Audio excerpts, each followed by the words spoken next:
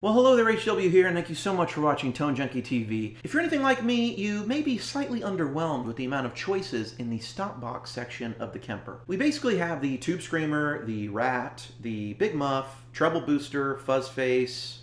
I think that's it. My favorite among these is the Tube Screamer, and while it is a great version of a Tube Screamer, it's a tube screamer. It has a mid hump, and it cuts a little bit of bass. And, the highs are there, you can dial it in with the tone knob, but at the end of the day, it's a tube screamer. But what if it wasn't a tube screamer? What if we could take the breakup character and the feel of the tube screamer and we could untube screamy it? What if we could add a little bit of bass? What if we could cut some of that mid-range out, maybe add a touch of high-end presence, and what if we could have the breakup of that stomp but with sort of a flat EQ, something more like a Morning Glory, like a Bluesbreaker type circuit, something maybe in a way you might use a Timmy, something that would take a Strat and make it seem broken up without adding all that mid-range. Now don't get me wrong, mid-range and Strats and Fender amps and everything are a match made in heaven, but sometimes you might just want a light drive, and the Kemper doesn't give you that. Or does it?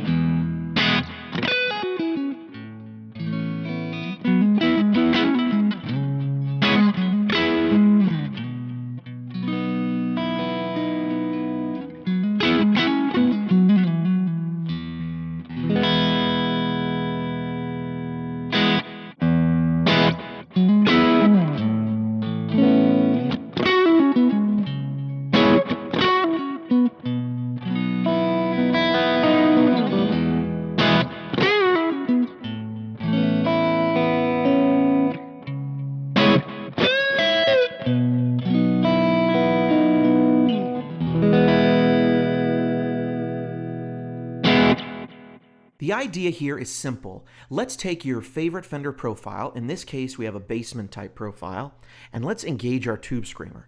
I'm going to set it to a fairly neutral setting. I've got the drive at 3, I've got the tone at 5, I've got the mix at 77, and I've got the volume at 0. So that just means it's not adding or subtracting volume. The mix I have at 77 because I think reducing a little bit down to 75, 80, whatever, kind of gives a nice top end, a nice natural top end, and tube screamers usually have some clean sound mixed in. Tone, right in the middle, drive, pretty light. We're going to marry this effect with an EQ, and we want to use that EQ to counteract the tube screamer's natural EQ, which tends to be very heavy in the mid-range with a little bit of a bass cut. Let's check that out. So here I've got a graphic equalizer in the Kemper. At 80 Hertz, I'm not adding anything. At 160, I might have nudged it. It says minus 0.6, but it's basically 0. What I'm now going to do is take away mid-range. So where are we going to do that? We're going to take away some really low mid-range girth that's in the tube screamer at about 320. We're going to take that out. I've subtracted 3.4 decibels. So that's minus 3.4 decibels at 320 Hertz. At 620 Hertz, that's where a lot of that mid-range sound is. I'm going to subtract 5 decibels, 5.1 to be exact. But you can do whatever sounds good to you and your guitar. 5 decibels I'm going to subtract from mid-range there.